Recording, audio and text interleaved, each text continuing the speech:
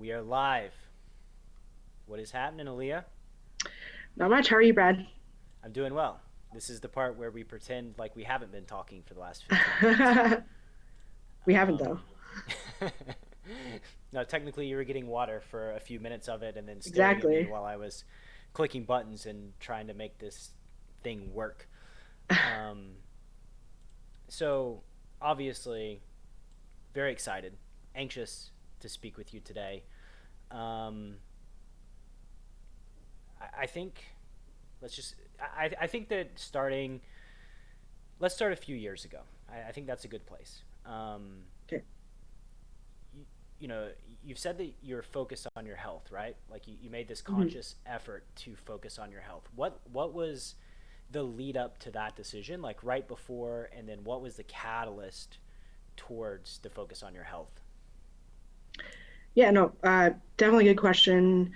And it's kind of where it all started too, because, I had seen, so first of all, a little bit of background. I used to play a lot of sports when I was younger, mostly basketball, which is still a pretty big passion of mine, but obviously I haven't played in a while. And so I kind of saw the Jamie Staples and Matt Staples, weight loss bet, and it was super inspiring for me. Still is. It was an incredible feat for them to come within a pound of each other within a year. It's just incredible, and so it kind of sparked something in me where I thought, you know what, why not do the same thing for myself? Obviously not this, within a crazy amount within a year. I just kind of said, they're starting, so why can't I? And so for me, that kind of sparked it. And one of my good friends, Joy, she just randomly came home with this weird powder, and it just said ketones on it. And I'm like, I don't understand what this means at all. I have no clue. I was like, I don't know what ketones are. So we started kind of like taking this weird drink, and it's like, oh, it's supposed to help you lose weight. I'm like, okay. I was kind of skeptical, but her boyfriend, who's also a good friend of mine, Jamie, um, he kind of read it. And he's like, this is trash. And so he kind of made it his mission to figure out what keto was so he could explain it to us. And long story short, he ended up sparking something as well in all of us where we kind of just jumped into the keto fad, What did he which spark? What was it? I don't know. It was just he went on it for a week and he instantly dropped 10 pounds. He said his energy levels were insane. And so I was like, okay, well, maybe there's something to this. So we kind of hopped into it, but he went hardcore. He went 6 months straight, clean keto, working out. He wasn't miserable. He was always, he had high energy levels. Within 6 months, he dropped all of the weight that he needed to lose, which was about 85 pounds. Holy shit. And this was 2017, and we're now at the end of 2019, and he's kept all of it off, and he has not gained much weight back. He's gained some muscle, but that kind of sparked something in me as well. So, Would you with like to get that, into the why the keto works? I don't want to drag us too far off yeah, topic, but like no, for I do sure. think it's important that people understand the why. Yeah, it's really simple actually. And mind you, I'm going to preface this by saying, being in ketosis and being on keto, there's not really much testing with regards to how long you could be on it before it's unsafe or not. It's not, there's nothing to say that it's safe or not safe, but there's been no testing. However, what makes it work is you basically are switching your fuel source. So you're going from, your body's using, you're eating carbs generally in a lot of foods. Your body is normally using those carbs, turning into glycogen and using that for energy in your body. However, if you are eating under a certain amount of grams of carbs per day um, to get you into ketosis, that's actually changing your fuel source where you're going from using glycogen to using your fat. So let's say you have a meal with like, 60 or 70 grams of fat. After several hours, your body's going to burn that and use it for fuel. And then once it's done using that fat, it's going to use your fat stores within your body to fuel you basically. And so that's actually why a combination of keto and intermittent fasting really works. And so I think that was, part of the draw for me was like, well, I can also, go on this diet and eat stuff like cheese and things that are a bit higher fat, like avocados. And we ended up in the beginning, admittedly, doing dirty keto, which I didn't know it was a thing at the time. I was just like, oh, this is, bacon, there's fat in this. But, after a certain period of time, you kind of realize, well, wait a sec, logically, you're still putting trash in your body. And, technically it's low, high fat and low carb, but you think about some of the, it's being processed foods and whatnot. So I ended up tweaking my diet a lot where I just went on healthier keto. And so, long story short, I kind of did that for a long time. How long? So I've been on and off for 2 years, but my most consistent was, I think it was about 10 months, 9 to 10 months. And I ended up losing just over 100 pounds, which Wow. was, I didn't plan on it. I was just eating the way I was eating, following keto. Every 10 pounds I dropped, I would readjust my macros, and I wasn't even exercising that much. It was the last 4 months, which, during my time in Vegas, it was easier for me to go swimming and be active. And so the last 4 months was when I was doing a lot more physical activity. Hence, I have to eat more. But it was honestly such an incredible experience because I dropped the most weight I've ever dropped in my life, and I've been trying to lose, the excess weight for several years now. So it was the most success I've ever had. I was super happy. All facets of my life were on the up and up and felt really good. Um, but unfortunately, after 9 to 10 months or so of this, when I started to actually get sick and where, I started getting symptoms, having this tumor in my abdomen, which, What were the yeah, early symptoms that you started to it was feel? crazy. I actually remember exactly when it first started. The very first day that I decided to drive to Vegas for the summer for the World Series with my friend Mike, I started to get a lot of stomach pain, and some other symptoms that like internally. And I was getting pain, but it wasn't consistent. So this was May, June, July, where every 2 to 3 weeks I was getting pain and, symptoms within my abdomen where even certain foods I couldn't eat. And so I just thought it was weird. I thought maybe it has something to do with my body adjusting with the weight loss because I dropped a lot of weight in a short period of time. And so I was like, okay, I'm not going to think too much of it. And then August was when it got really bad, where I was in pain all day, every day for 2 weeks straight. And I was actually working an event, and I was just miserable. And so, right as soon as I got home after that trip, I got checked and I got scans, and immediately they kind of found this massive tumor, which surprisingly was 10 pounds, approximating just based on size. And immediately my world was rocked. It was just kind of one of those things where, I was on a massive high, probably the highest and best I've ever felt in many, many years, physically, mentally. I love what I do in terms of being in the poker media. And so everything was just going really, really great. And then all of a sudden, this kind of bombshell was dropped and everything just kind of flipped for me. What were your thoughts? Like, what were the thoughts that went through your head when they told you that you had this 10 pound tumor?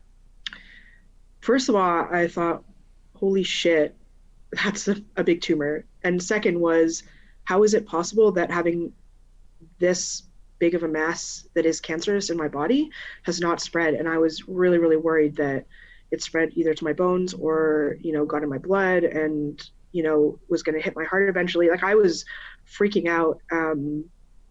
And I just, I was like, man, that, immediately, think about like poker terminology, man, I fucking run bad because, I kind of like, I felt like I overcame something huge, mentally and physically, where I'm like, man, I lost 100 pounds. I don't have much to go. Like, I was thinking about, the end. Right. And I'm like, I've been trying to do this for a while. I can do so many more things now. I feel amazing. And then, they dropped this bomb on me where I kind of just have to stop everything and figure out what to do next. Where I'm like, man, but I was on this journey that I wanted to finish and that I was really excelling at. And all of a sudden, boom, I got to kind of redirect life for a little bit. So, And I mean, I can't imagine. I'm not going to say that I can't imagine. I can't imagine the fear, just the existential thoughts that had to go through your brain. I mean, this is confrontation with mortality, right? Yeah. What were your next steps like after you know you gain clarity as to what's going on? What did you do next? So it's crazy because, I've been kind of battling with this thing for about 14 months now. But initially in the beginning, I was actually taking it really well, considering, and I see this as, you know, last year taking it well compared to how I'm taking it now, because I just can already see such a huge difference in my attitude, which, obviously I'm working on fixing. But last year I feel like being on that massive high really helped me because I could at least kind of say, okay, let's just look at the bigger picture here. Let's just get through X amount of months, just not think about the worst. Luckily it didn't spread, which is a crazy story in itself, which I'll talk about in a second. But, I was like, okay, I'm going to get this tumor, we're going to shrink it because we had plans for radiation, which I did do, and got radiation therapy and shrank the tumor. And it actually ended up shrinking almost 50% in a very short span. And then I Is got surgery. is that normal or abnormal? Was like what was the expectation? The expectation was maybe 20%, maybe Oh wow, so 25%. And that was actually the goal, 25 to 30%, I think.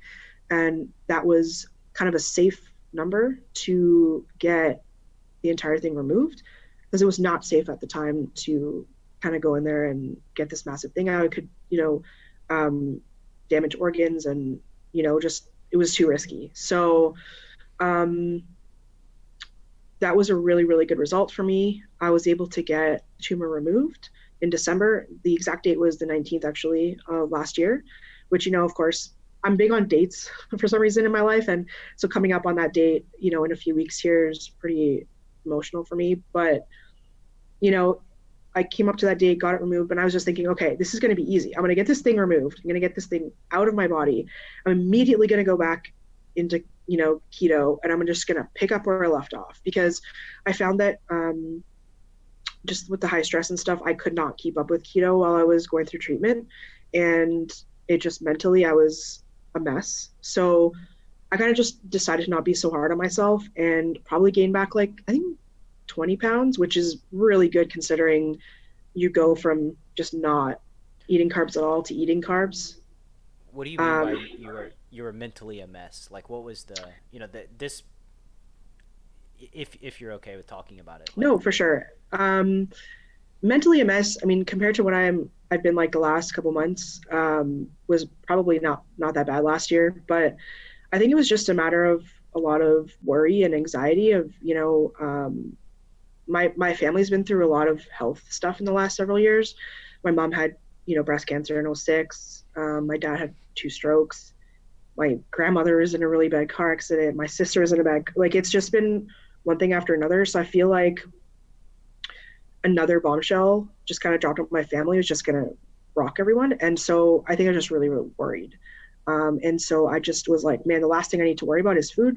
And so, um, I just tried to not be too hard on myself. I tried to stay predominantly healthy, obviously, because I wanted to be healthy for surgery and whatever else. But I was definitely not following the keto diet for that X amount of time, which I was fine with. And I kind of just said, screw it. I'm going to get this tumor out, immediately going to go back into ketosis, and I'm just going to crush it. This was my mindset. And I feel like for the time being, it was fine because it kind of kept me positive. But as soon as I got the tumor removed, it was not, what I thought it was going to be. It was just a struggle. And it actually took me until March of the following year. So March this year? 2018. Yeah. To actually kind of get back into it. Like seriously, I tried on and off and it was just too tough. And, recovering from surgery and kind of getting back into like work mode, which is another thing about me is I can't sit still or do nothing at home. So I kind of like force myself to just get back to it. And the thing is working in the media is something I really love. And so, um, that was really tough, but I did it and I got back into it and I lost a whole bunch more weight.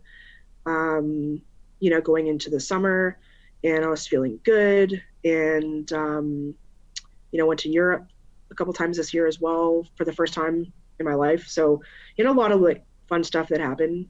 But I started getting sick again, and I couldn't. This is something I couldn't explain. I didn't have symptoms of like specific to my body where previously it was my abdomen and you know stuff like that. It was nothing specific that I could pinpoint. I thought maybe it was just something else What was it under like the a feeling? I mean, what? yeah. I mean, it was nothing that I can really put into words right now. I think it was just I was feeling different, and I didn't feel like myself. Maybe a little bit low energy. Maybe that's a good way to put it. Um, and I don't know. I couldn't really pinpoint it. I didn't think it was anything major. But I came back from Europe, and I have um, you know bi-monthly scans and stuff like that. And so I went for a scan, and I'm fortunate that I have somebody in my family that is an oncologist. And so she's kind of been monitoring my health for the last year and a bit. And so I get results really fast and things get done really quickly. So I was fortunate. And so I got a call that some cells kind of turned up on my scan. Um, Which uh, means Sorry. that means that the cancer had returned. Is that the? Yes. Yeah. So I found that out at the end of July.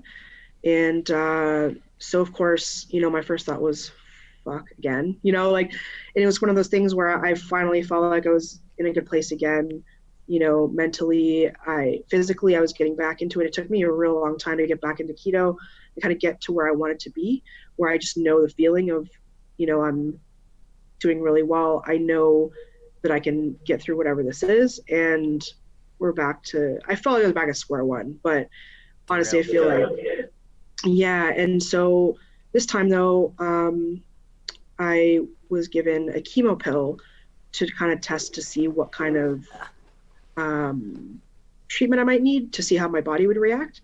And so I kind of took this pill, and the cells shrunk by quite a decent percentage.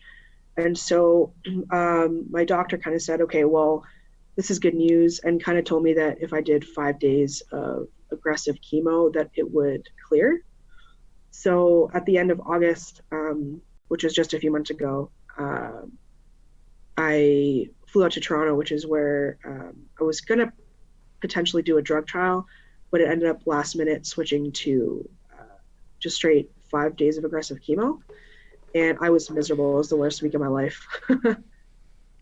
And what is 5 days of aggressive chemo? Like, what does that put your body through mentally, physically, all that stuff? And I don't, yeah, it's 4 days of 2 hours sessions, and then the fifth day was 4 hours. And I basically sat in a room. I got a private room, so it was kind of nice that I didn't really have to interact with people, which is really strange for my personality because anybody who knows me knows that I definitely a people person. I make friends easily, but I just did not want to be around anyone. And so for me, that was better. But my body went through, I was basically sleeping on the floor for 5 days straight by the bathroom, like by the toilet, because I was just throwing up all day, every day. And so that was one thing. And the second thing was that mentally, this isn't, it's not that I wanted to harm myself or anything, but I was at a point where it was so bad that I was just like, man, I'd rather be asleep for this entire thing or just like not be here at all because it was so grueling. I just was like, man, it feels like I'm in hell. If hell was like, if I had any inkling of what hell was like, that was it. It was torture for 5 days. I don't think I slept. Like, I don't remember sleeping. And then the last day was really bad where I was throwing up so much. And by the end of it, I was super weak. And when I got up towards the end of the treatment, I fell and I broke 3 ribs, which is insane because I've never broken a single bone in my life up to that point. So I was that weak. And I don't even remember it, which is another thing. I've been having really bad memory issues for the last year, which, some people call it chemo brain. But between the radiation and the chemo, my memory is just completely awful. Short term mostly, but somebody asked me what I had for dinner yesterday. I don't even remember if I ate. It's one of those things where it takes me a couple minutes to really remember. Like I have a whole thing of notes right now here where I'm just like, man, if you ask me questions about timelines and stuff, I'm not going to remember. And so I kind of have a bunch of notes that I'm kind of going off of because it's honestly a blank. I actually don't remember falling or being in, that last day of treatment. I don't remember it. I was just told what happened. So, And yeah, I mean, that's, like I said, I can't imagine.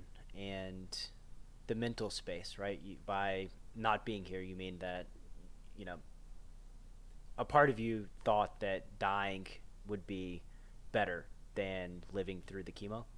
yeah, that's exactly what I was trying to say is it was, um, and like I hated feeling that way and just like and talking about it that way because I don't want to, I was like I'm getting treatment to get better, and I just kind of felt I'm like, man, am I just being ungrateful? Like it's one of those things where in the moment I obviously I can't help the way I feel or what I think, but after thinking about it after, I'm like, man, that was bad. And so I kind of just, I thought I don't want to be in this mental space where I'm doing things and going through life feeling that way. And so immediately when it was done, I'm like, I'm going to do whatever I have to do to not feel this way and to hopefully just, get healthy. So maybe a part of me is, hard on myself just because um, maybe there's something else I could have done, which, kind of brings me back actually to the story I was going to tell you about the keto and the Can tumor. I address something real quick? Yeah. I just and for anybody out there listening, and I want to make this point because I think it's very, very important. This feeling, these negative emotions that you felt towards yourself, I think that they're completely valid for the situation, and I think they're helpful to other people. If somebody is gearing up to go through this themselves and they hear your story and they say, okay, like it gives them the freedom to accept that feeling and those emotions and not to feel like they're weak, right? Like this is the people are afraid of feeling weak and being vulnerable, and you know you're giving them permission, right? And it's okay. Like it's okay because we're all human. It's all a part of the human experience. Mhm. So anyway, I just wanted to make that point that you're not weak. I'm sure that this story has been played out thousands and thousands of times across the world. So, you know, don't be too hard on yourself. Yeah, I appreciate that for sure. And I know that in thinking about it just logically, right? And it's such a battle between logic and human emotion and what you're feeling in the moment. You're just like, man, this makes no sense. Oh yeah, emotion's gonna win Yeah, almost every time. yeah, definitely. But the crazy part about the kind of tie-in with keto and this tumor, which I think about it all the time because it's a crazy thing, but cancer cells thrive off of basically glucose and sugar and carbs. And my doctor was basically like, man, whatever timing this was with the keto diet was insane because after they found the tumor, even though the tumor was there, um, she firmly believes that, even though there's no direct testing tied to this, that depriving my body of the carbs and stuff and the sugar really, really helped to possibly, for the most part, prevent spreading. And so that was a huge kind of, I try to remind myself of this all the time because when I'm feeling down or I'm feeling, like maybe I don't want to be keto today. And I think about that and I think, well, man, I possibly saved my own life by doing that for a year. And it's kind of crazy to think about. So that's one of the things that I kind of use to fuel myself if I am feeling down, but unfortunately my memory is so bad that, sometimes it just doesn't come to mind. So I have a lot of post-its and notes on my phone and stuff that I try to go over frequently. But I really, I don't know if I believe in like, everything happens for a reason or karma or whatever else, but I feel like there's some semblance of like maybe the timing here was just, I don't know if it's meant to be or whatever, but Kind of perfect. um yeah, it was very, very perfect. So obviously, now given the fact that I'm still battling this, that was a really big hurdle.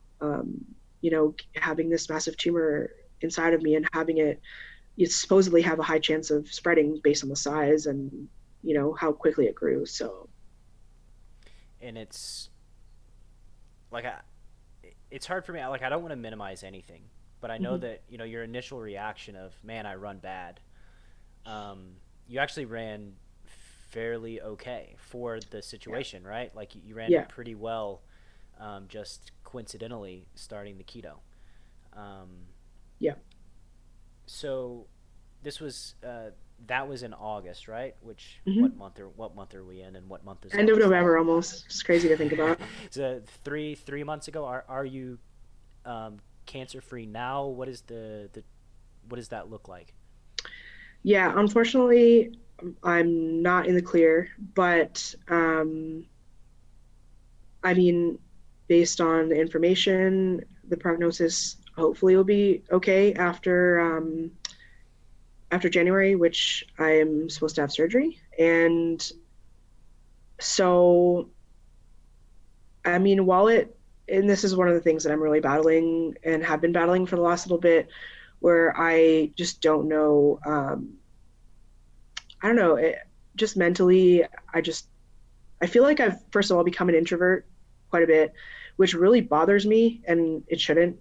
I know it shouldn't logically, but I'm just very much, I thrive off of like good energy, and I really believe having positive people around um, really makes a huge difference in my life. And so I'm kind of trying to work on it, but the anxiety has been really bad for the last little bit, where I just don't feel like interacting with people, and it also sucks because it's part of my job, right?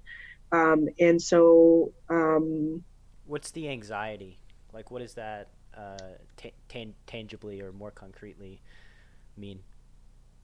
so it's like I'm nervous slash worried about something, but there's no direct reason for it. I don't, if I wake up feeling like I can't breathe, which is a big part of anxiety, feeling like I can't breathe and worried about and just feel worry, but I don't, aside from obviously the important part, going through illness, um, is I don't have anything else to worry about. And as you said, I've run really good, and I've kind of discussed this quite a bit with friends and family, is that it could have been so much worse. And I try to focus on that because I feel like I know people who are going through cancer who are just, stage 4 and there's no cure. And so I try to think about that, and I just wonder, I'm like, I don't understand why the anxiety's there. I've never dealt with this in my life, and I know friends who have. Um, so, I mean, I briefly asked you if I could talk about this before, but cannabis has really saved me quite a bit. Between THC and CBD, it helps me sleep. It calms me down, and a big worry for me, because I've had friends in my life who have overdosed on drugs, that I'm scared to take anything like antidepressants or, for example, after surgery, taking any sort of medication to help with pain.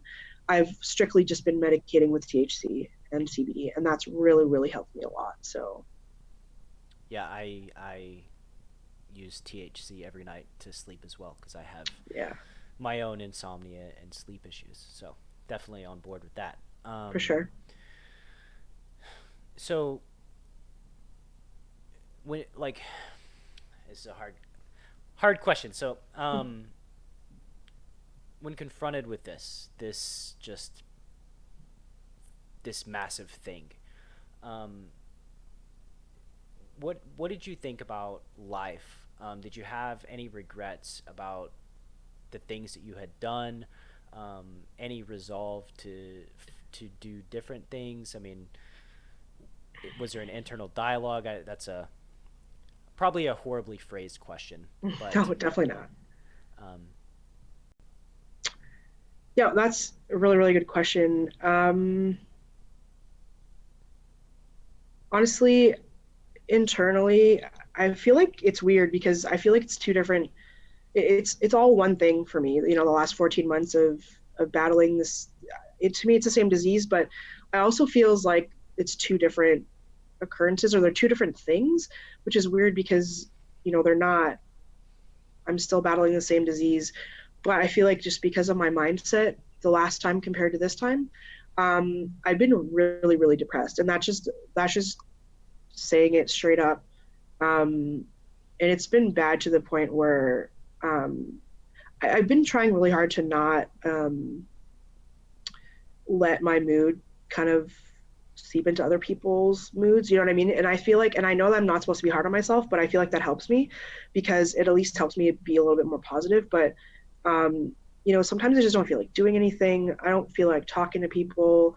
The anxiety gets bad to a point where sometimes I'm just, super overly medicated, taking THC, not to the point where I don't want to feel anything, but it's just because I need it to not freak out.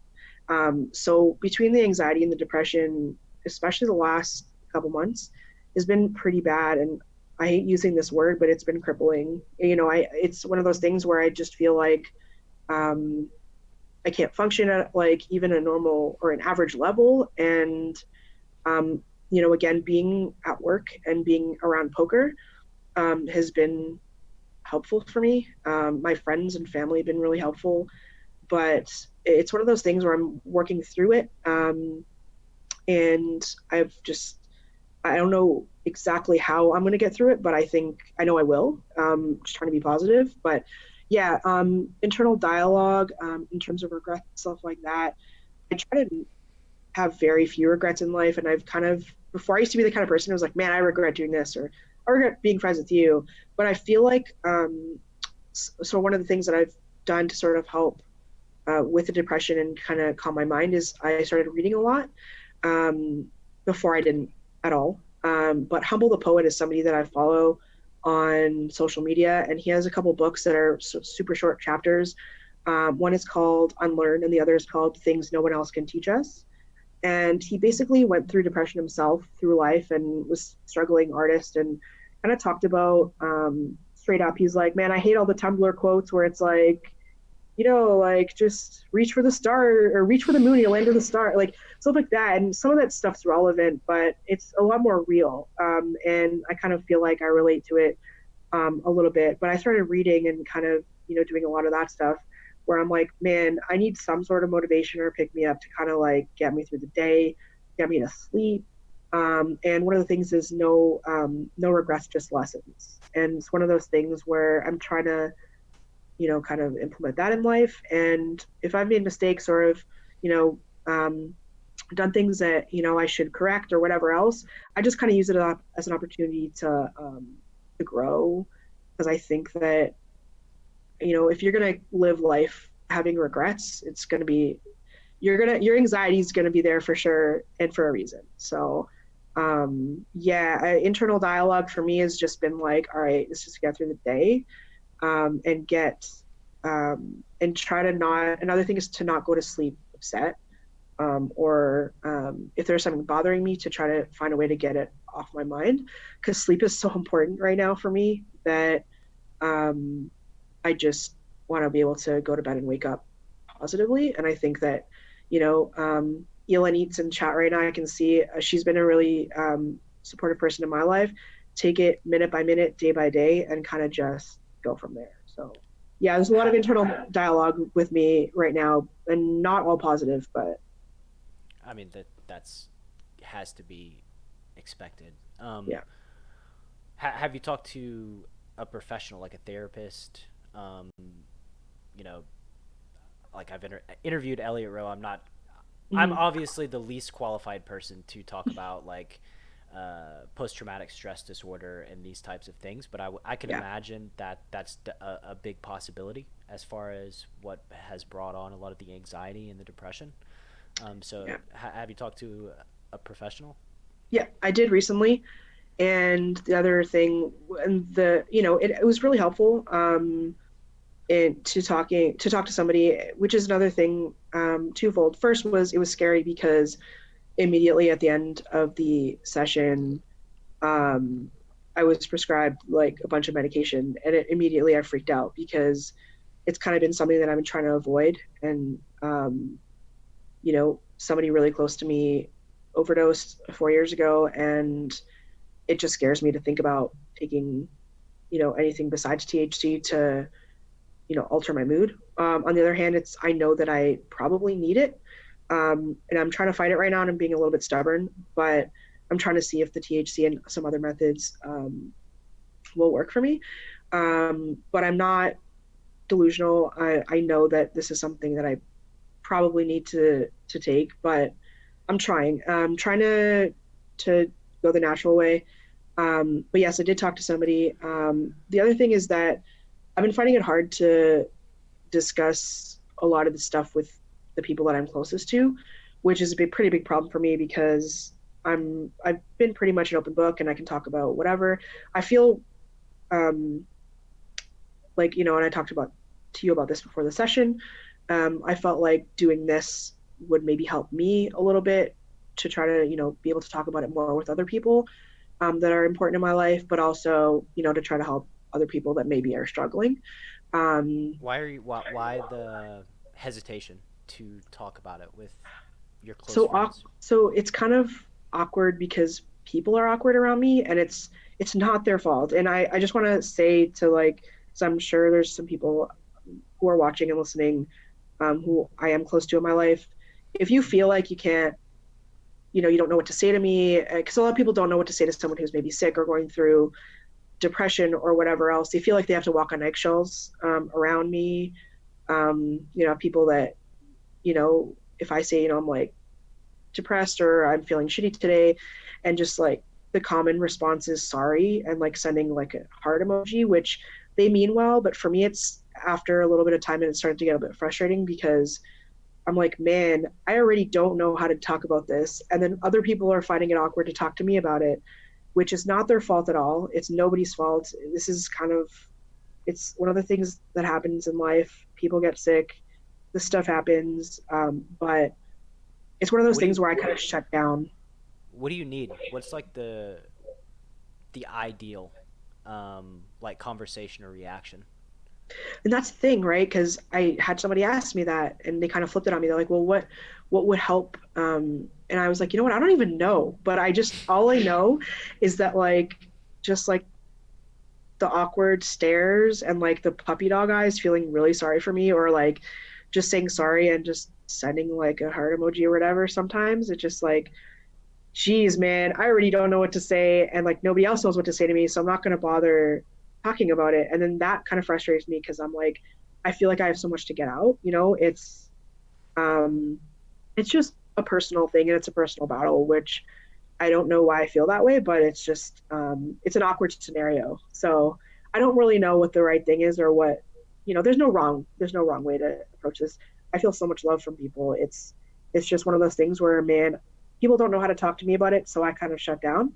And I feel like talking to somebody that I maybe don't know, for example, a therapist is awkward sometimes, but I feel like it just allows me to at least say what's on my mind without worrying about offending somebody or scaring someone, because it is a scary thing to go through when you're facing death, basically. It's hard to talk about and it's hard to listen. So What do you make of the way that you feel like with the puppy dog emoji, right? Like what do you make of that internally? I mean, is it yeah, I'll just ask the question to you. yeah. Um, Do you not want like is there some sort of sense of self that makes you feel that they feel bad? Is that any part of it? Maybe. I mean, it's and thinking about that and that comment, I think also a big part of me, and this kind of just how I was raised, by my grandfather, where it's like um, like the thought of stressing other people out and like having people worrying about me stresses me out.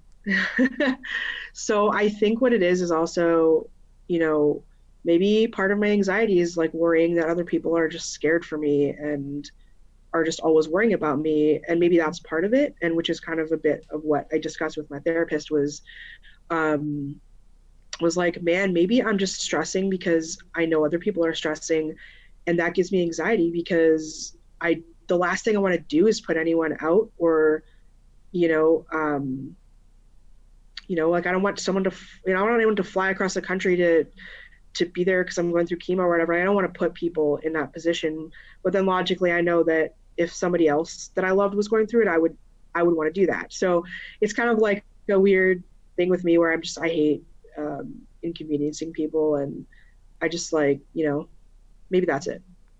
I can say with confidence that zero people are inconvenienced. I think that this is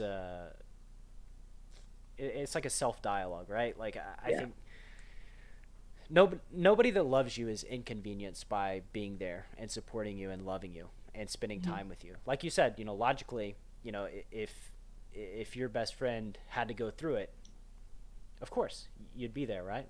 Um, 100%. yeah. So and having awareness of that, I think too is maybe a key to resolving some of the anxiety moving forward. Just making the agreement that like these people love me and Mhm. they're gonna stress. This is life. Somebody that they love is in pain and suffering, and so it's the human emotions. You can't have love without suffering, especially when things start going a poor direction. Um, so nice awkward pause here. Um, um, what would you say? Is there anything else that you would like to say, like expanding on the depression and the feelings? Uh, Yeah, I mean, I do like I've done so much reading, as I said, and it's one of those things where, so first of all, another thing that's really frustrating for me is my memory issues. And I feel like I have like just a foggy brain. I don't know how to describe it, but I feel like I'm not processing things as quickly. And so kind of my mind races sometimes ahead of things I'm going to say or vice versa. And my memory is really bad. So it's really, really frustrating for me. Um, so that's one thing that's actually depressing me because I feel like I don't know, I feel like I'm losing it. Or sometimes I'm like, maybe I have a tumor growing in my brain. Like I freak myself out, I think, thinking about these things just because of all the things in this last 14 months. But a really huge thing that's really helped me a lot, and I have to give a lot of credit to one of my good friends, Conrad, is poker and studying poker and playing heads up specifically because I kind of so I have a good friend. His name is Kalen, and I wrote an article about him this past summer. Actually, he went through.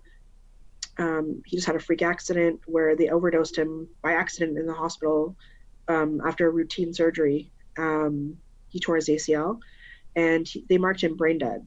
But a day later, he woke up, and he was having similar issues over a longer period of time, though, where he just was having a lot of issues with his brain and similar, like, memory issues, foggy. And what he did was he started studying and playing chess and online poker. I started playing a little bit of chess, but I got really frustrated really easily, which I found is something that's been happening to me quite a bit, where I just get frustrated about sometimes the silliest things. And I felt like getting into chess as someone who's never really played chess would probably have the opposite effect for me, just because between the frustration and kind of learning something new, maybe might not be the best for me right now. So I decided to shift my focus to poker, which I've been playing for more than half my life now, and I only started kind of taking it seriously the last few years in terms of studying. And so I said, you know what, maybe I need to focus and kind of retrain my brain by studying some poker. So I messaged Conrad, who's very, very smart, really, really good at poker and been doing it for over 10 years, I believe. And so kind of asked him, like, what should I play? I kind of having this frustration. He's like, just try some sit and goes. So I played some sit and goes. I bubbled like 5 in a row. I'm like, this is really annoying. And he's So like, well, much for this is, feeling better. yeah. He's like, this is supposed to happen though. He's like, it's good that you're bubbling. It's good. You're going to win some, you're going to come in second some, like top two paid, right? I was like, I'm sick of bubbling. It's really frustrating. So anyways, I ended up studying heads up poker a little bit and playing a little bit because that's his specialty. And so he actually has been helping me a lot, going through hand histories, which he's been doing for the last couple of years with me. But he literally took probably like 5 or 6 days in a row and was just like helping me with all sorts of things, went over hand histories and studying charts and all this stuff. And it was incredible. I felt really, really good about it. It was like getting all nerdy with the graphs and stuff. And so for me, this has been a huge, huge help mentally. And so I feel like I'm getting better there in that area. It's kind of helped with the depression a little bit too, where I'm like doing something where I feel like I'm excelling at. And so it's kind of what I've been doing, and kind of focused on. But in terms of adding stuff, I just have to say that keeping really positive people in your life and people that bring value to your life, is key. But also the stuff that I've gone through the last 14 months, it kind of made me realize and kind of shift my focus on the people that I'm like, you think about possibly dying tomorrow and you kind of think, well, these are the people that I need to speak to, or I want around, or I need to say things that I want to say to before I possibly might not wake up tomorrow. And that's a huge shift in my life, I feel like, and it's kind of been a huge plus for me. So there's like, a whole bunch of people in my life, Vanessa, Joy, Jamie, and Mike, that have to be named, Brent and Conrad, Elanit, like these people are just checking on me all the time. They've been a huge part of my life.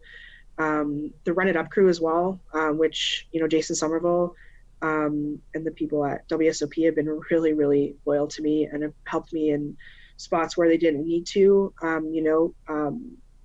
which is interesting because, I think about it, I'm like, man, I shouldn't be working in these conditions at some points, but I feel like it keeps me sane. And these communities, honestly, have been a real huge plus in my life. And so, poker has been a lifesaver for me in so many ways. So, despite feeling like shit on a daily basis, I also have these people in my life through poker who have made me feel amazing. So, What do you make of that? Having all those people that go out of their way to show you love and check in on you.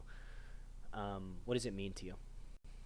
man, it means everything. Just because, you think about possibly not making it through the day, or, you never know what can happen at any second. And so thinking about people that are taking time out of their day to check on me and make sure that I'm feeling good, and lifting my spirits, where, I'm like, they know that I'm feeling down all the time and just checking on me. It honestly, it is helping in more ways than people realize. Even just a simple message, a phone call. My friend Brent, who's in the chat, I can see, Brent Harrington, basically was checking on me every so often, 2 3 days. He would call me. Like, there's a period where we talked on the phone quite a bit, and which, for me, man, feeling introverted, you kind of don't want to do that kind of thing. But then, I hear whoever's voice, whatever, whichever person it is. It could be Jason Somerville on the other line, or it could be, whoever. It's just nice to get that kind of love. And that's kind of a big reason why I'm like, man, I'm like, I shouldn't feel this way, but I know that I shouldn't be hard on myself over it. And I know that I have these people in my life that I can reach out to and talk to, who make me feel better. And that's, honestly, it's a huge reason to want to live and to get better, and to, want to stay in this industry too. Because honestly, I've made my best friends have come out of this industry. And um, I mean, yeah, that's how I feel. It's been amazing. So, I don't think, and this is based on zero scientific research. Mhm. I don't think people go from being extrovert to introvert. I think that I'm an introverted person, right? Like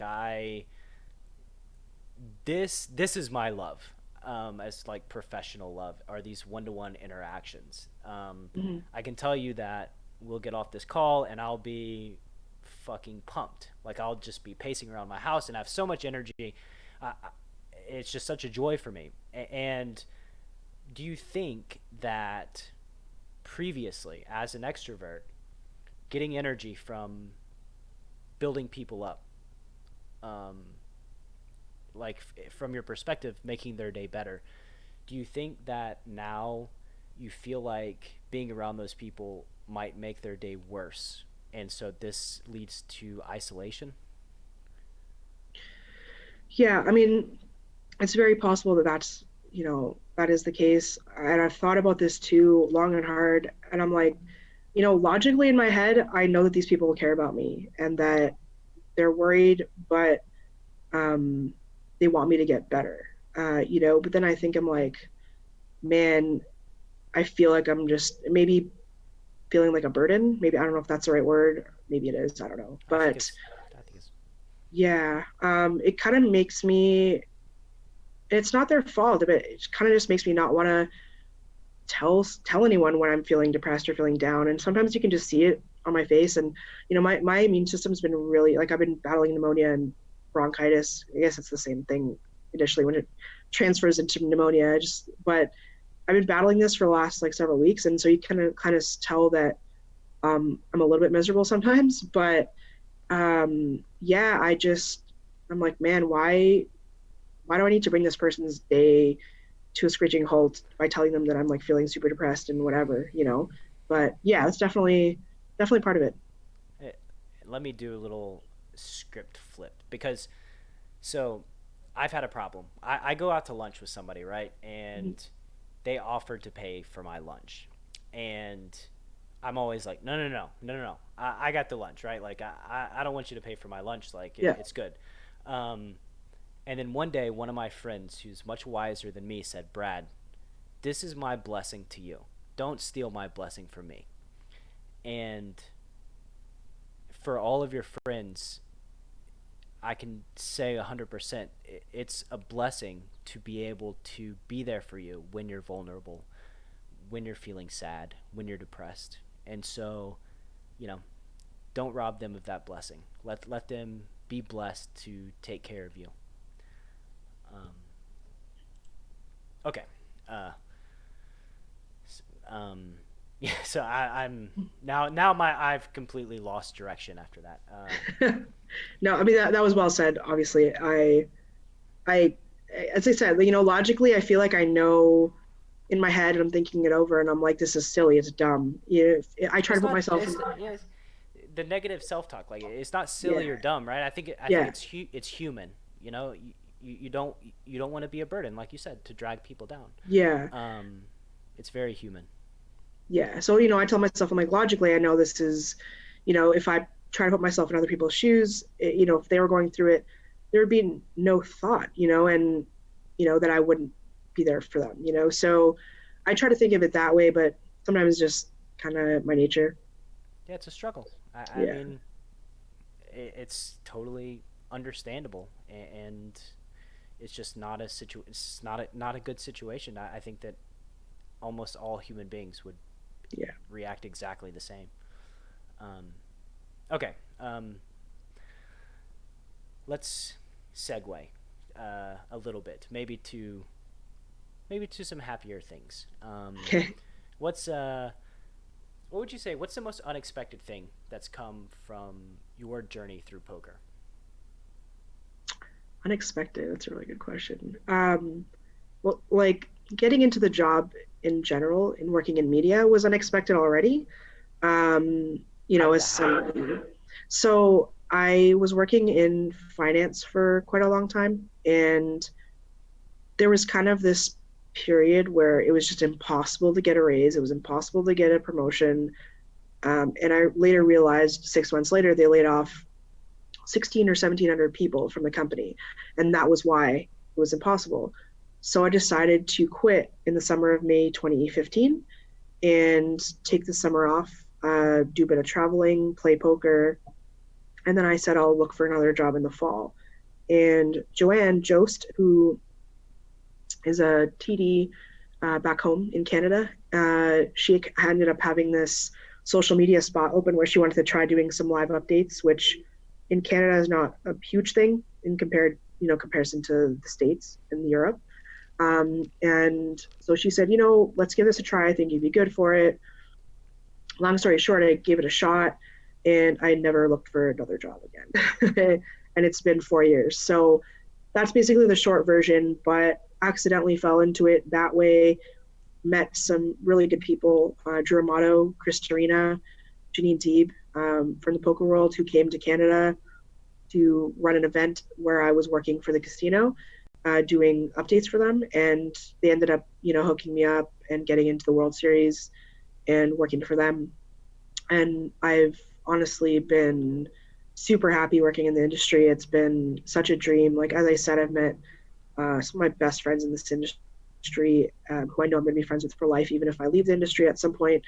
And, but I want to say most unexpected thing, man, honestly, it would have to be actually studying poker, which is weird because, back when I first started playing in the Moneymaker era days, you'd be like home games and just playing, there were some underground games back in Toronto where I used to live and, play with friends. And it was just kind of just chill. And, I never even thought that studying would be a thing. Yeah. And I won a platinum pass last year, to go play in the Bahamas, which I was really lucky to win. And I ended up getting some coaching from Ryan LaPlante through Chip Leader Coaching. And my game has just transformed so much to the point where I'm obsessed with, talking hands and spots and whatever else. And my cash game has really improved a lot too, which I'm predominantly a cash game player, just mostly because I love the flexibility and I work tournaments all the time. So I don't really want to spend my off days grinding a tournament for potentially $0, So, Oh, I understand. Trust me. yeah, for sure. So for me, that was very, very unexpected. I've never really thought about playing professionally, and I don't think it's something that I would want to do just based on stress levels, I think. But I mean, also for the most part, I'm happy, working in the media right now. And as I said, loyalty is really, really huge. WSOP and the manager that works with me, Rob, he's been amazing. Being flexible with my schedule, which has been obviously sporadic. So the loyalty there has been amazing, and there's always work for me at some point. So super unexpected to become one of the poker nerds and part of Skype groups and group chats and whatever. So Yeah, it's sorry, no, it's I'm pretty sure I have a I really can. bad cough. I'm pretty sure I am a poker nerd. I think Sorry. probably for the last 15 years. I think Yeah. that was just part of my journey. Was I spoke about it the other day with Fedor Holz, who was talking about we were talking about why he got into poker in the first place, and it was his Oh yeah. love of learning, and how over time, like, he started learning less, which kind of made poker not made him not love poker as much, like, just over time, Right. because that was the aspect of it that he fell in love with. And I do think, it's easy to get in flow when you immerse yourself in poker studying and learning, where you start out looking at something and then 7 or 8 hours later, there you are, still running the solver and Yeah. talking to people and getting feedback and getting better. When you think about joy in your poker career, what's the first memory that comes to mind?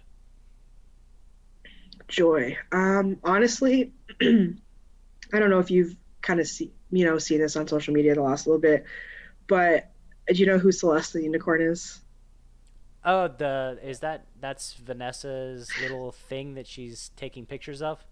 Yeah. So um her we were in Reno on a month-long trip. It was Reno and Tahoe, and her birthday fell during the same time as running up Reno. And I kind of went to grab her birthday cake, and I was kind of walking through the aisles, and I saw these like pinatas, and I'm like, man, this would be awesome. Like she could just beat the shit out of a pinata, and chocolate will pour out of it, and she's gonna love it because she loves chocolate. And so I look around and I saw this big cupcake. I'm like, that looks awesome. And then I see a unicorn. I'm like, she loves unicorns. So I'm like, screw it, we're gonna get this. So I bought the unicorn pinata. I stuffed it with 4 bags of candy, like sitting in the back of an Uber, just shoving candy in its butthole. Like it was a process. But basically, I get back to the room and I like surprise her with this unicorn, and she's like, "Why?" And I'm like, "What do you mean why?" And she's like, "You know that like I'm never gonna hit that thing." And I'm like, "God damn, how like why didn't I think of this?" She's vegetarian because she loves the animals, and like, and I'm seriously, what was I thinking? I'm like, I should have got the cupcake. And then she's like, what am I going to do with this now? I can't waste the candy or whatever. And so she ends up taking this to the poker room the next day and starts giving out candy. And now it's turned into like, now we're like over a month later, and she just left Vegas today, and she was roaming around Vegas in all the rooms, handing out candy and chocolate to people. Every How time, much candy did yeah, you stick in that thing's butt? man, she's been refilling it. I'm sure she spent Oh several shit. hundred. But honestly, the thing that we're saying is that we're just, Celeste is bringing joy to the masses because, you go to a poker room and not everyone is cheery and happy and loving life. You're winning and losing money at weird rates. And so it's just crazy. She would just go around, and now she just will not play poker without it.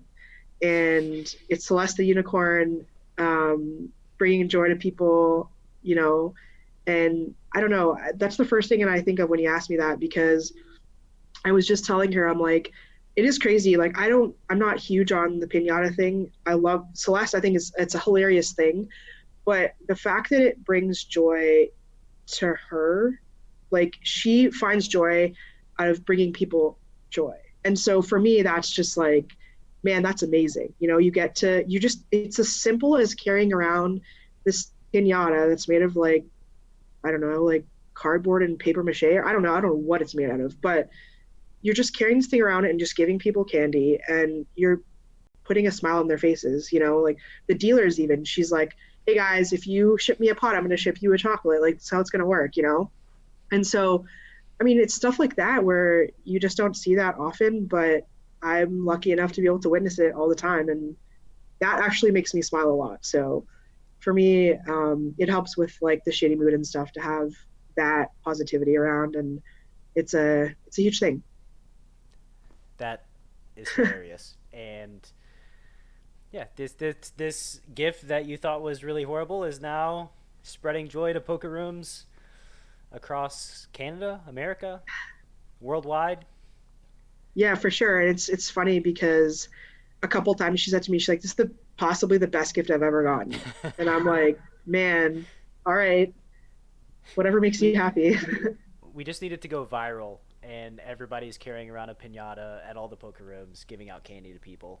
I don't know. I don't think Vanessa's going to agree with that. She wants exclusive rights to whatever this thing is, of just like being the person that gives, that spreads the joy. So What, other people aren't allowed to spread joy? That's not fair. I feel like she's going to get a little possessive in that area, but I like where your head's at. um, if you could, you mentioned some books earlier. We're gonna get into the lightning round a little now. If you could Sure. give all poker players one book, what would it be and why? Doesn't have to be poker related. Yeah. I would say the book called Unlearn by Humble the Poet. And the reason for that is that it was twofold. The first is that Humble talks about, his own depression and how he kind of fought his way out of it. And like the chapters are really short for someone who has a really awful attention span like me. it's really helpful. I can read like 1 or 2 chapters a night and not and be able to process it. But unlearn being, we go through life and we kind of, as we grow, we also have a lot of habits that maybe are not, technically like healthy for us, but they're kind of still a part of our lives. And he kind of just talks consistently about his own habits that maybe got in his own way. Like, was a struggling artist, and he came up from nothing, and he's a rapper and he's a writer and he has merch, and like he basically talks about how like stop thinking about things that might have been such a way 10 years ago and kind of unlearn your bad habits, and maybe not bad habits, but even things that are getting in your way. Like, don't feel bad if, there's this one person in your life who is just negative all the time and you feel like they're bringing you down. Just, pull yourself out of that scenario.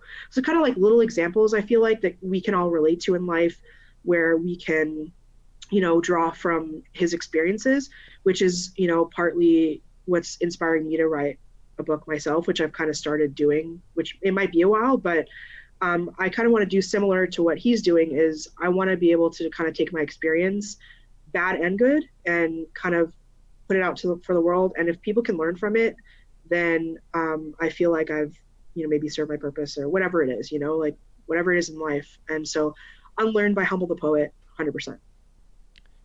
And get that fucking book out of you. Like, let's Yeah, get it out there. You know, we're I working on think it. good, good. Yeah.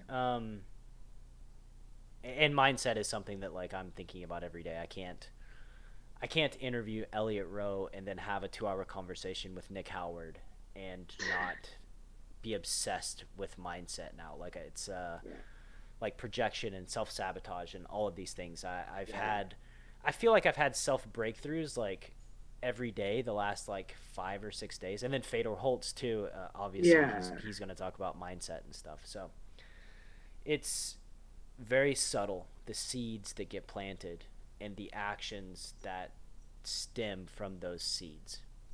Yeah. Okay, so I'll be. I hate making this about me, but like I'll be a little vulnerable, since you've been very, very generous in the vulnerable regard throughout our conversation. But like, one of my values in life is to create impact, right?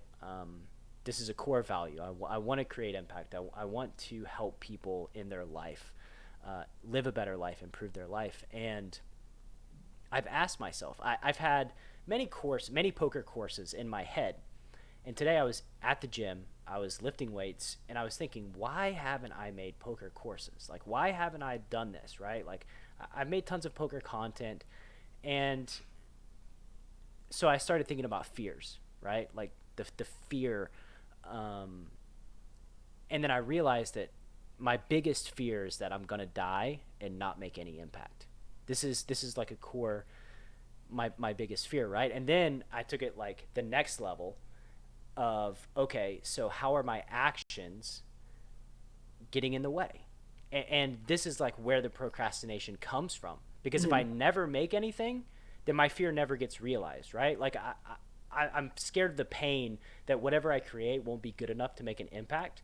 Therefore, I procrastinate making a thing. And it's like you just have these insights, these roadblocks that get put in your way that when you realize them, you're like, oh my God, like it's self-sabotage, but it's such a subtle thing that just comes from who knows what life experience. But anyway, yeah, this is what I'm learning about myself today. But if you could erect a billboard that every poker player had to drive past on the way to the casino, what would it say? Oh man. That's a really good question. Um, Definitely not the billboard that says more rake is better. That was an absurd billboard. I don't know if you heard about that Was or that a saw that. billboard? Somebody made a billboard? There was a billboard. It Yeah, it was was a by the joke, Rio. right? Yeah, for sure. um, oh, man, if I could make it,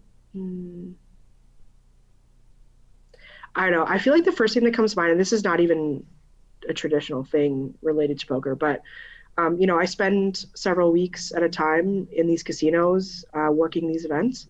And I find that like with the stale air and smoky air and stuff like that, it really affects my mindset. And like, um, I think that there's something to being outside in the sun and getting vitamin D.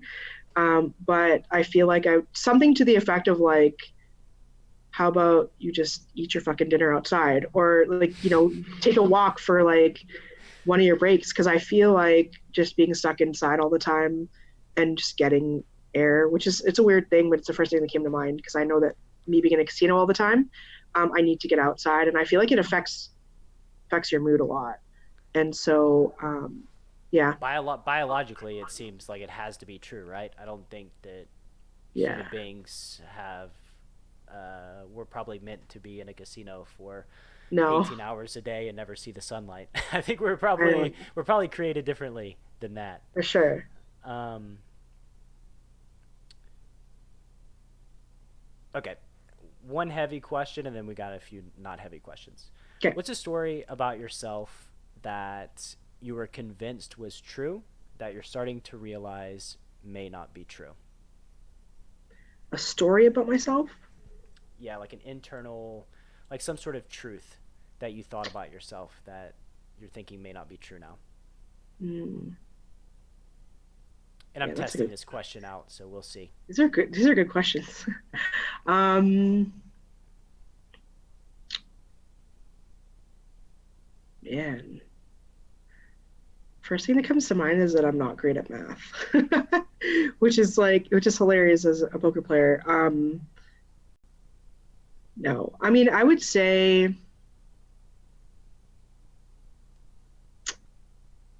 yeah.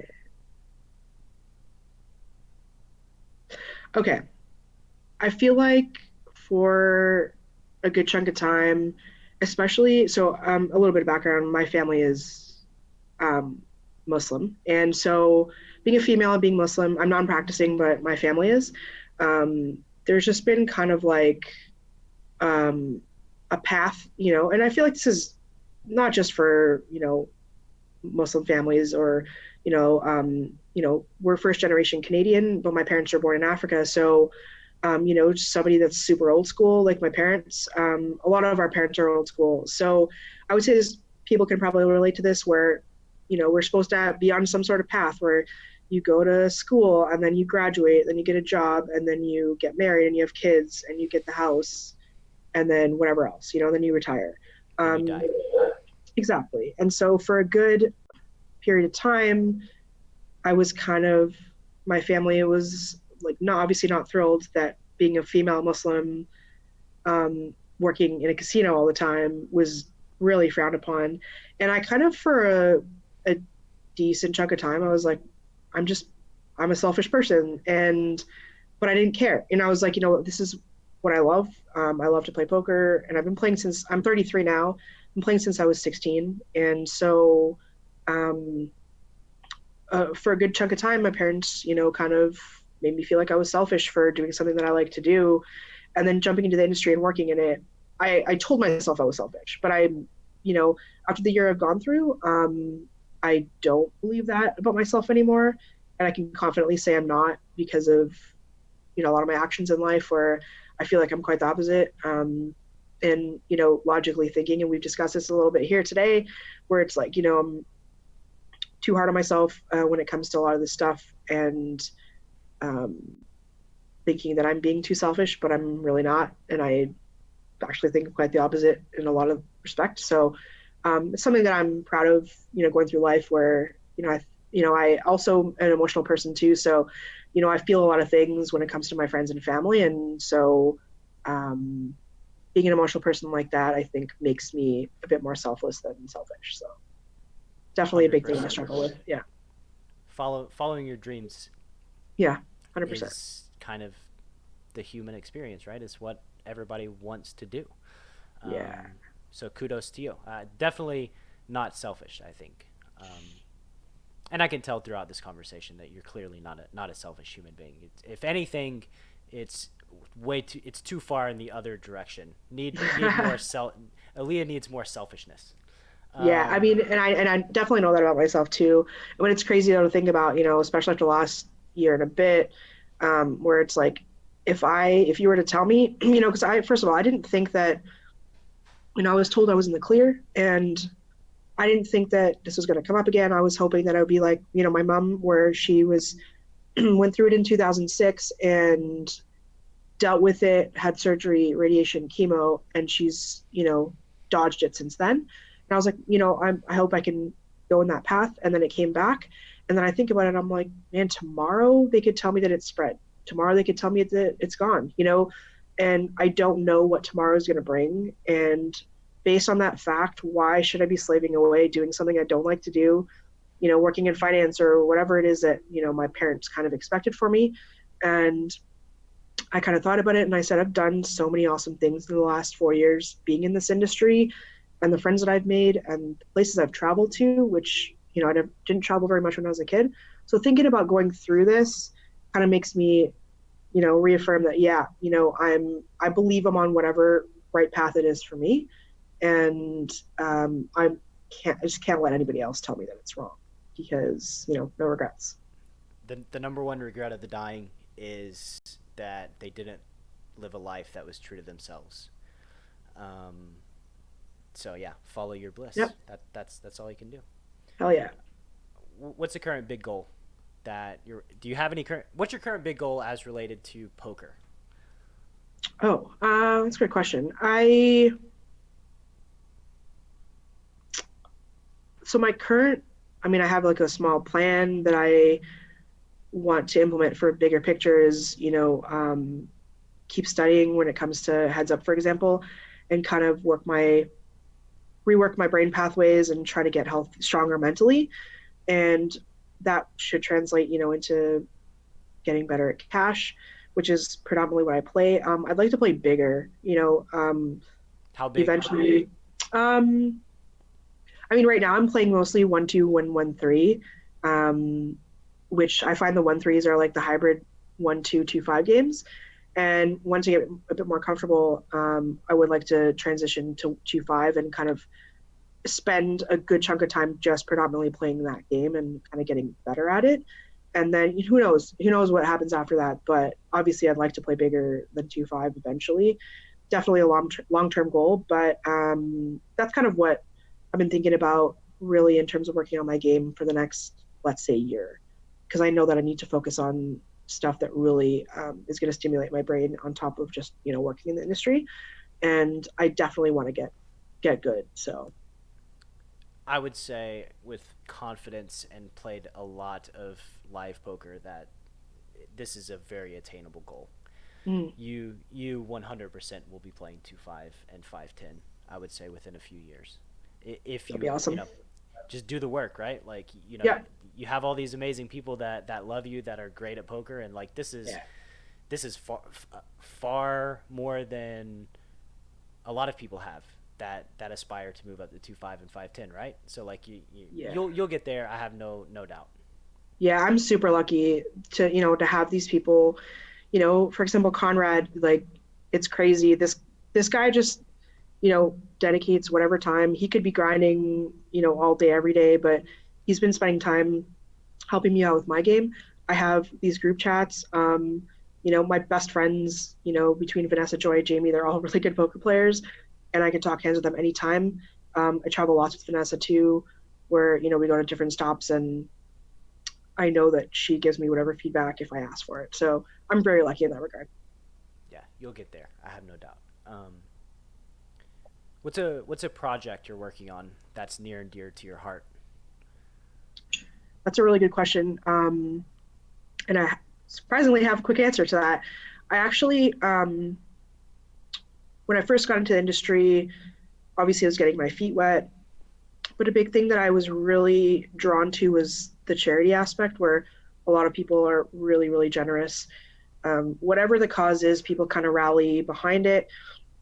I ended up doing a charity stream in 2017 to end the year, and it was really epic. It was, our average viewership was maybe like 20, but the point behind it was that for an hour or two a day, we would get some really awesome pros on our live stream, like Jason Somerville, Jen Shahadi, we had D Moon Girl, Jamie Kersetter.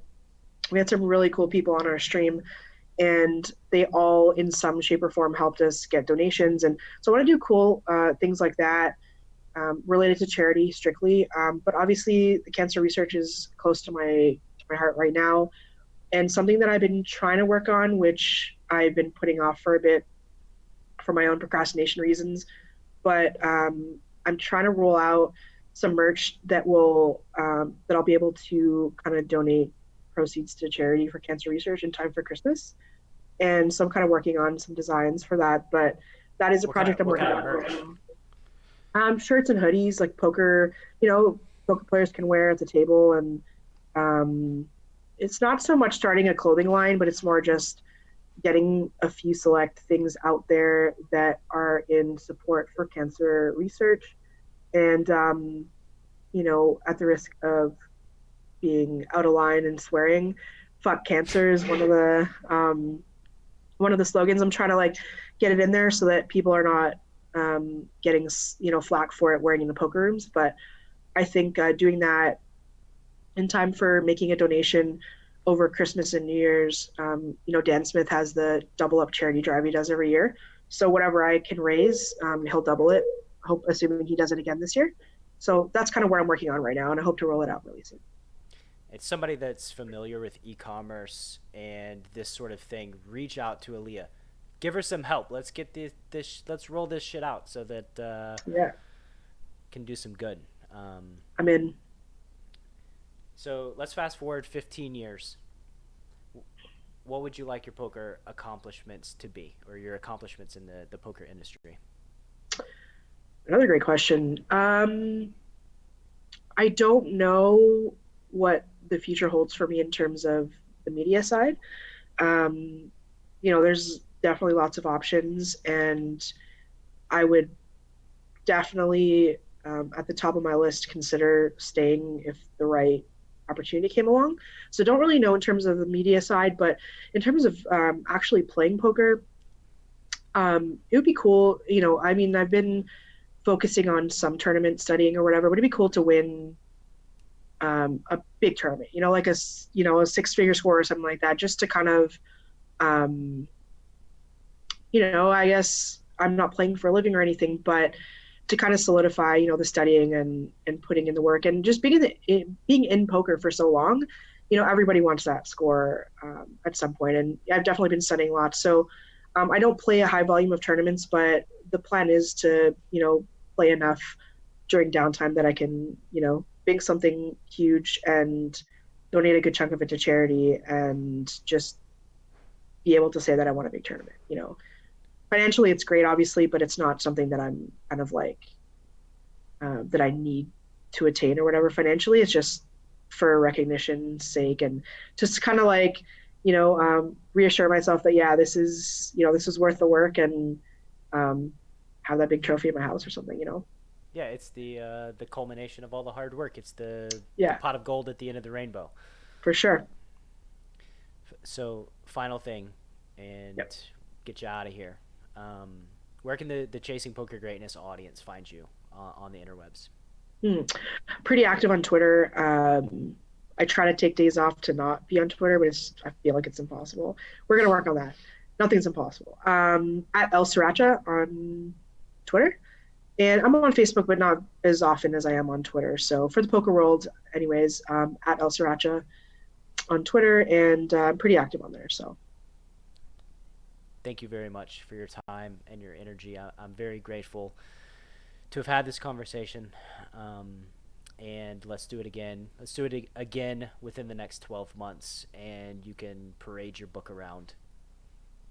that would be awesome. I really appreciate you having me. And as I said, when we were talking off camera, or off, live stream, kind of being on this podcast and chatting with you a little bit about this stuff is is helping me a great deal. And just being able to talk about some of the hard stuff that I haven't been able to talk about, and people are maybe wondering, why I've kind of been quiet or just not as active in person. Anyways, it's helping me a lot, and I hope that whatever I have discussed today, whether it's depression or whatever it is I've gone through, if you find it awkward, I hope you don't feel that way anymore. And if, you are depressed and you feel like you can't talk about it, just know that you're not alone. And, if there is ever a time that I can help, just the way that people have helped me in this industry quite a bit, um, definitely always around to chat. So I appreciate the interview. Is my an honor and my pleasure. Thank you. Thanks.